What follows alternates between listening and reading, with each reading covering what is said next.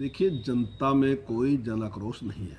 हाँ, जन आक्रोश जो है वो कांग्रेस में है, क्योंकि 10 साल से वो सत्ता से बाहर है और जिस प्रकार के वादे कांग्रेस कर रही है वो भी उसकी हताशा के प्रतीक है।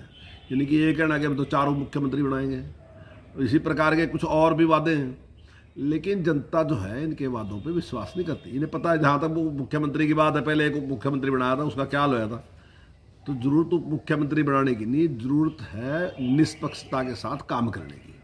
ये मानना कि सारे लोग हमारे अपने लोगों के लिए काम करें। ऐसा नहीं कि भाई जो मेरे लोग हैं उनके काम होंगे, जो मेरे नहीं है उनका काम नहीं होगा, जो मेरी नज़दीक है मेरे एरिए के उनके तो होंगे, लेकिन बाकी चाहे वो कांग्रेस के भी हैं उनके भी नहीं होंगे। तो उसकी ज़रूरत नहीं, निष्पक्षता की ज़रूरत है।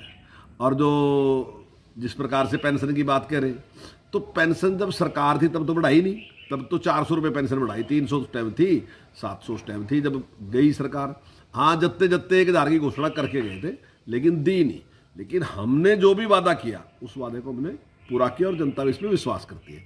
अगर हमने कहा कि हरियाणा एक हरियाणवी एक, तो हमारे व्यवहार में है हरियाणा एक हरियाणवी एक। ऐसा नहीं है कि हमने कह दिया केवल।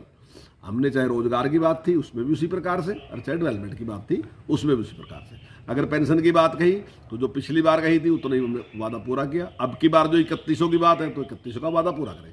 यानी कि जो बात कहेंगे वो सत्यता पे खरी उतरेगी।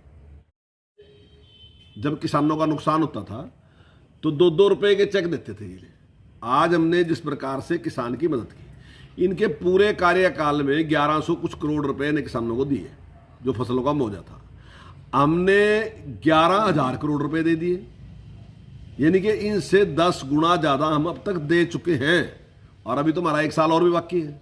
अगर फसलों की खरीद की बात करें तो इन्हें गेहूं, धान, गन्ना, ये 3 फसलें इन्होंने खरीद दी। हम 14 फसलें खरीद रहे। 2 फसलें तो बहुत बड़ी फसलें हैं हमारे यहाँ, बाजरा और सरसों, हम उसकी भी खरीद कर रहे। तो हमने तो नहीं, हमने उसकी भी खरीद की, तो उससे किसान सेटिस्फाई। हम जितनी सब्जियां हैं और फल हैं उनकी भावांतर भरपाई दे रहे। अगर उनका फसल का रेट कम है तो उसके भी हम दे रहे।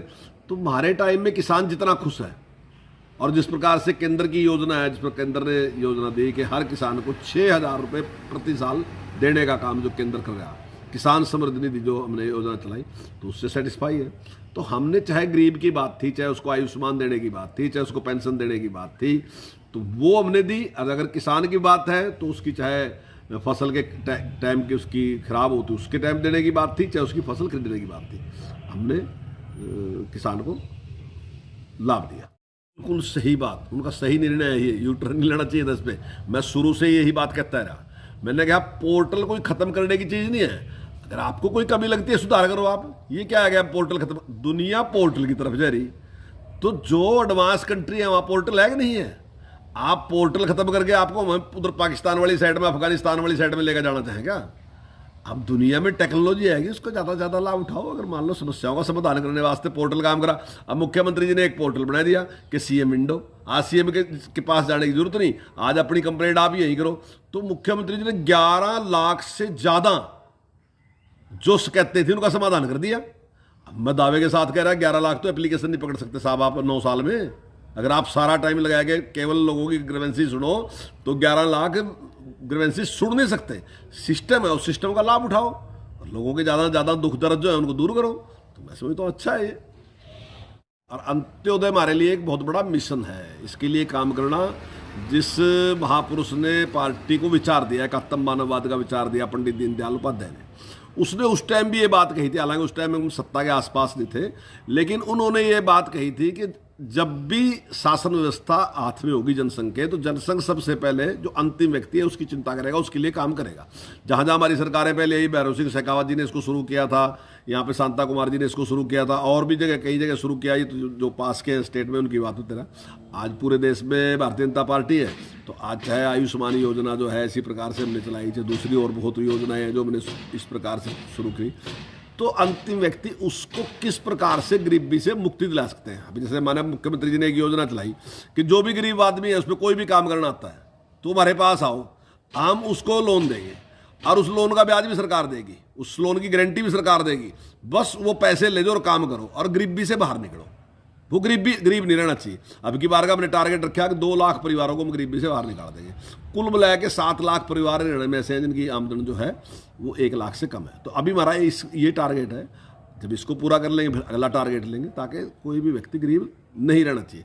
और हमने केवल वो लोग वहाँ बुलाए जिन लोगों ने इन योजनाओं का लाभ उठाया, कहीं ना कहीं उनको इसका फायदा है। तो वो सारे के सारे लोग हमने बुला रखे। तो माने गृह मंत्री अमित शाह जी वहाँ उनको संबोधित करेंगे, माननीय मुख्यमंत्री संबोधित करेंगे। तो एक इस प्रकार का कार्यक्रम है। तो मैं समझता हूँ काफी बड़ी संख्या में लोग जुट है। देखिए, हमने भीड़ जुटाने के लिए आज तक कभी भी सरकारी कर्मचारी को कभी बुलाया नहीं। देखिए, हमारे पास संगठन है, हमारा कांग्रेस वाली स्थिति नहीं है हमारी कि वहाँ संगठन बढ़ता ही नहीं, वहाँ तो प्रदेश अध्यक्ष है, तो प्रदेश अध्यक्ष के नीचे अभी तो कुछ बने ही नहीं है। हमारा तो पन्ना प्रमुख तक है संगठन, तो हमें किसी की जरूरत नहीं।